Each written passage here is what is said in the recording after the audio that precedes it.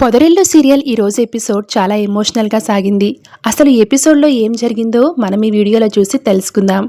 గాయత్రి ఎంతకీ గుడి దగ్గరికి రాకపోయేసరికి ఇక మహా, కేశవ, చక్రి కూడా గాయత్రి వాళ్ళ ఇంటికి వస్తారు. గాయత్రి గాయత్రి అని తలుపులు కొడుతూ ఉంటారు.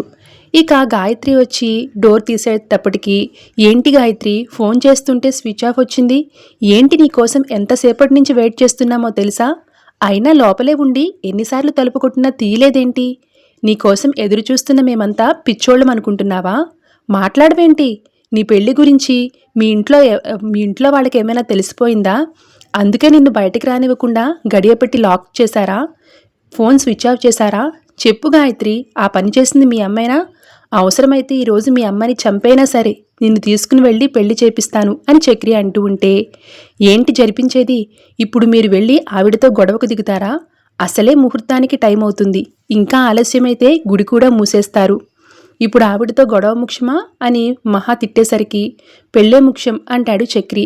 అయితే తొందరగా వెళ్దాం పదండి, పదగాయత్రి, నీకోసం పెద్ది చాలా ఆశగా ఎదురుచూస్తున్నాడు, ఈరోజు మీ పెళ్లి జరిగిందంటే ఇంక మిమ్మల్ని ఎవ్వరూ విడదీయలేరు, నువ్వు కోరుకున్నట్టే ఇంకా హ్యాపీగా నువ్వు పెద్దితో కాపురం చేసుకోవచ్చు, వెళ్దాం పద అని మహా అనేసరికి, నాకే పెళ్లి ఇష్టం లేదు అని గాయత్రి అంటుంది.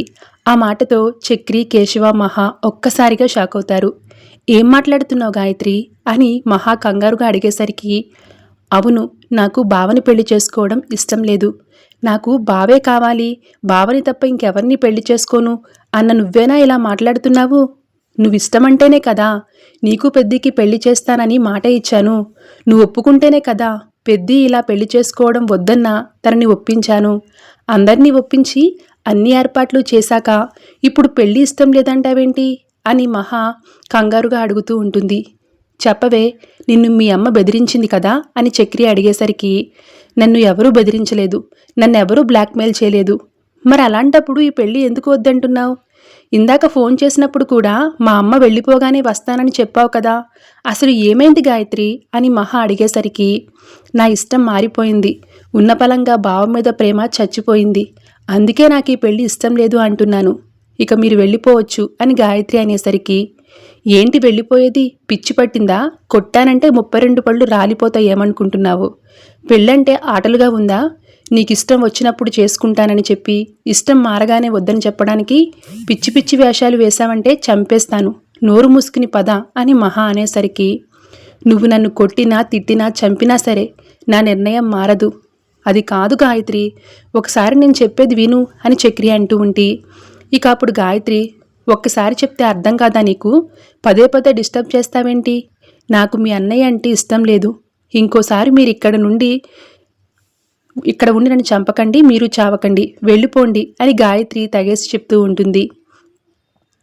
ఇంకప్పుడు మహా కోపంగా, ఏంటి నాటకాలు ఆడుతున్నావా గాయత్రి, లేక పెళ్ళంటే నీ దృష్టిలో నవ్వులాట అనుకుంటున్నావా, వింటున్నారు కదా అని ఓ తెగ రెచ్చిపోతూ మాట్లాడుతున్నావేంటి, ఇష్టం లేదు అని అరుస్తున్నావేంటి, నేను చెప్తా, నీకు ప్రతీదీ ఇష్టపడనని, నువ్వు పెద్దిని ఇష్టపడ్డావని, నువ్వే ఇష్టపడ్డావు, నువ్వే ప్రేమించావు, అంత ఇష్టం లేని దానివైతే ఎందుకు వాళ్ళు వద్దన్నా వాళ్ళ ఇంటి చుట్టూ తిరిగావు, పెద్ది మీద నీకు నిజంగా ప్రేమ లేని దానివైతే నీకు పెళ్లి చూపులు అవగానే ఎందుకు వచ్చి పెద్దిని పట్టుకుని ఏడ్చావు, ఎందుకు పెద్ది లేకుండా బతకలేనని చెప్పావు, చెప్పు గాయత్రి, అవన్నీ నీకు చెప్పాల్సిన అవసరం లేదు అని గాయత్రి అనేసరికి, నాకు లేదు కానీ నీకు చెప్పాల్సిన అవసరం ఉంది, మాకు ఉంది, నీ కారణంగా వీళ్ళంతా ఎన్ని ఇబ్బందులు పడ్డారో గుర్తు చేయవలసిన బాధ్యత నాకుంది, ఆ రోజు నువ్వు వచ్చి పెద్దిని హక్ చేసుకుని ఏడ్చినప్పుడు మీ అమ్మ చేత వీళ్ళందరూ దెబ్బలు తిన్నారు, తన కారణంగా ఒక ఆడపిల్ల జీవితం పాడవద్దని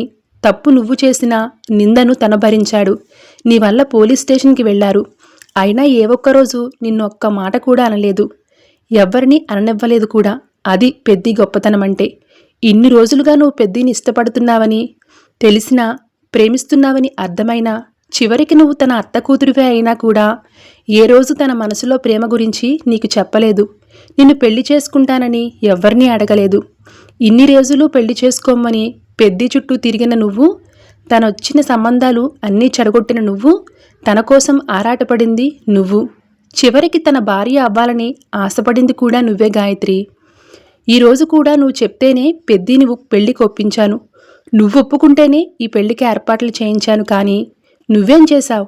ప్రేమ అనే పేరుతో పెద్దిని మోసం చేశావు. కల్మషం లేని ఒక మనసుతో ఇన్నాళ్ళు ఆడుకున్నావు. ఆ రోజు నాతో ఏమన్నావు? పెద్ది అంటే ప్రాణమన్నావు కదా. పెద్దిని తప్ప భర్తగా ఇంకెవరిని ఊహించుకోలేను అని చెప్పావు కదా. మరి ఏమైంది ఇప్పుడు ఆ ప్రేమ? అదంతా అబద్ధమేనా? అదంతా నువ్వు వాడిన ఒట్టి ప్రేమ నాటకమేనా? ఛీ, నీ మాటలను నమ్మి పెద్దిని ఒప్పించి పరిస్థితి ఇక్కడ దాకా తీసుకొచ్చినందుకు నాది తప్పు. నీ బాధ చూసి, నీ కన్నీరు చూసి నీ ప్రేమ చాలా గొప్పది అనుకున్నాను. అలాంటి ప్రేమ ఓడిపోకూడదు, ఎలాగైనా గెలవాలని కేవలం నీ కోసం నిలబడ్డాను. కానీ ఇప్పుడే అర్థమైంది, నీదసలు ప్రేమే కాదు, ఇది కేవలం ఇష్టం. అందరి ఆడపిల్లలాగానే మేనమామని పెళ్లి చేసుకోవాలని ఇష్టం మాత్రమే. దానికి అనవసరంగా ప్రేమ అని పేరు బట్టి మా అందరినీ వెర్రివాళ్లను చేశావు. నీ మాటలతో మా అందరినీ భలే మోసం చేశావు. గ్రేట్, చాలా గ్రేట్. కానీ ఒక్కటి మాత్రం గుర్తుపెట్టుకో, నచ్చిన వ్యక్తి కోసం ప్రాణమిచ్చేది ప్రేమ. నమ్మిన వ్యక్తిని మోసం చేసేది ప్రేమ కాదు, స్వార్థం. నీలాంటి స్వార్థపరులకి ప్రేమించే హక్కే లేదు అని మహా బాధగా అంటూ ఉంటే, ఇక అప్పుడు కేశవ, ఏయ్, నువ్వు వీళ్ళందరినీ ఏదో చేస్తావని నాకు ముందే తెలిసే, కానీ మా వదిన నమ్మింది అన్న ఒకే ఒక కారణంతో ఇక్కడి దాకా వచ్చాం.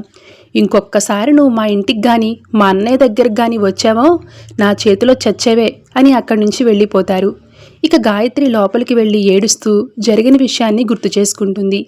చక్రి, కేశవ, మహా వాళ్ళు వచ్చి గాయత్రిని తలుపు తీ అని అంటున్నప్పుడు గాయత్రి వాళ్ళ దగ్గరికి రావడానికి తలుపు తీయబోతూ ఉంటుంది. ఇంతలో వాళ్ళ అమ్మ తాయారు, ఆగవే, ఇప్పుడు మమ్మల్ని కాదని నువ్వు గడప దాటితే ఇక జీవితంలో నీ అడుగు బయట పెట్టనివ్వను అని తాయారు గాయత్రిని భయపడుతూ ఉంటుంది. నాకు భావని కాకుండా ఇంకెవరినిచ్చి పెళ్లి చేస్తాను అన్నా నేను ఒప్పుకోనమ్మా, నేను ఒప్పుకోను. ఒప్పుకోకపోతే నిన్ను చంపేసైనా వెళ్తాను అని గాయత్రి అంటూ ఉంటే, నన్ను చంపేసి వెళ్తావా అని తాయారు కత్తిపేట తెచ్చుకుని మెడ మీద పెట్టుకుంటుంది. అమ్మా అని గాయత్రి అరుస్తూ ఉంటుంది. తాయారు, ఏం చేస్తున్నావే అని వాళ్ళ అత్తయ్య కూడా కత్తిపేట తీసేయ్ అని బ్రతిమలాడుతూ ఉంటుంది. లేదత్తయ్య, ఈరోజు దానికి నా ప్రాణం కావాలో లేక ప్రేమించినోడు కావాలో తేలిపోవాలి. ఎవరో ఒకళ్ళు తన చేతుల్లో చనిపోవాలి అని తాయారు అంటూ ఉంటే, అమ్మా నీకేమైనా పిచ్చా అని గాయత్రి అంటుంది. నిన్ను కన్న పాపానికి నేను వేసుకున్న శిక్షే. నిన్ను నవమాసాలు కడుపును మోసి కన్నాను, ప్రేమతో పెంచుకున్నాను. కానీ ఈరోజు నీకు నాకంటే ప్రేమించిన మాధవగాడు ఎక్కువైపోయాడు. నిన్ను ఆపిన అనవసరమని తేలిపోయింది. అసలు ఆ ఇంటికి ఆడదిక్కే ఉండదని నేనే శాపం పెట్టాను. అలాంటిది ఇప్పుడు నా ఇంటి ఆడపిల్ల ఆ ఇంటి కోడలు అవుతుందని నేను ఇక ప్రాణాలతో ఉండడంలో అర్థం లేదు. అందుకే నన్ను నేను చంపుకోవాలనుకుంటున్నాను అని తాయారు గాయత్రిని బ్లాక్మెయిల్ చేస్తూ ఉంటుంది. అమ్మా వద్దమ్మా అని గాయత్రి అంటూ ఉంటే, ఇక మహాచక్రి, కేశవ తలుపులు కొడుతూ ఉంటారు. వాళ్ళు తలుపులు బద్దలు కొట్టేలా ఉన్నారు. త్వరగా చెప్పు, నీకు నేను కావాలా, వాడు కావాలా? అమ్మా నేనేం పాపం చేశానమ్మా? ఎందుకు అమ్మా ఇలా ఏడిపిస్తున్నావు? మీ అమ్మని ప్రాణంతో కావాలంటే నువ్వు తలుపు తీసి ఈ పెళ్లి చేసుకోనని చెప్పు. అమ్మా నాకు బావ కావాలమ్మా అంటే నేనక్కర్లేదా? నువ్వు కూడా కావాలమ్మా. కుదరదు గాయత్రి, తలుపు తీ. ఇప్పుడు నువ్వు చెప్తావా, నన్ను కోసుకోమంటావా? వద్దు, నువ్వేం చేసుకోవద్దు. నేనే నిర్ణయం మార్చుకున్నాను, నా మనసు చంపుకున్నాను. అయితే నా మీద ఒట్టేసి చెప్పు, వాడిని కలవను, పెళ్లి చేసుకోను అని చెప్తావా, చచ్చిపోమంటావా? చెప్తానమ్మా, చెప్తాను. ఇక జీవితంలో నా బావని కలవను, తనను ప్రేమించను అని అంటుంది. ఇక ఆ మాటలు తలుచుకుని గాయత్రి బోరున ఏడుస్తూ తలబాదుకుంటూ ఉంటుంది. ఇక అప్కమింగ్ ఎపిసోడ్లో మాధవ పెళ్లి ఆగిపోయినందుకు చాలా బాధపడుతూ ఉంటాడు. ఇక మాధవ దగ్గరికి నారాయణ వచ్చి, ఏంటయ్యా అలా ఉన్నావు అనేసరికి, నీకు తెలియని బాధ నాన్న అని అంటాడు మాధవ. రారా, ఆ బాధను మర్చిపోవడానికి మందిస్తాను అని మాధవకి మందిస్తాడు. ఏంటి నాన్న ఇది ఇలా చేస్తున్నావు, నీకు బుద్ధి లేదా? నేను మందు తాగడమేంటి అని మాధవ అనేసరికి, కళ్ళు మూసుకుని గుటుక్కుని మింగేయ్ అంటూ మాధవకి మందు తాగిస్తాడు నారాయణ. ఇక మాధవ తాగిన మైకంలో తన మనసులోని మాటల్ని బయటపెడుతూ ఉంటాడు. గాయత్రికి పెళ్లి కుదిరింది అని చెప్పినప్పటి నుంచి మీ అందరి కోసం నిద్రపోతున్నట్లు నటిస్తున్నాన్రా, కానీ ఏ రోజు సరిగా నిద్రపోలేదు. అది పెరటి గుమ్మం నుంచి ఎప్పుడు వస్తుందానని నా చూపు ఎటు అటే చూస్తూ ఉన్నది. అని బాధగా చెప్పేసరికి ఇక ముగ్గురు అన్నదమ్ములు కూడా మాధవాని పట్టుకుని అన్నయ్య అని ఏడుస్తూ ఉంటారు. ఇక మాధవ మాటలకి మహాలక్ష్మి కూడా చాలా ఎమోషనల్ అవుతుంది. Thanks for watching.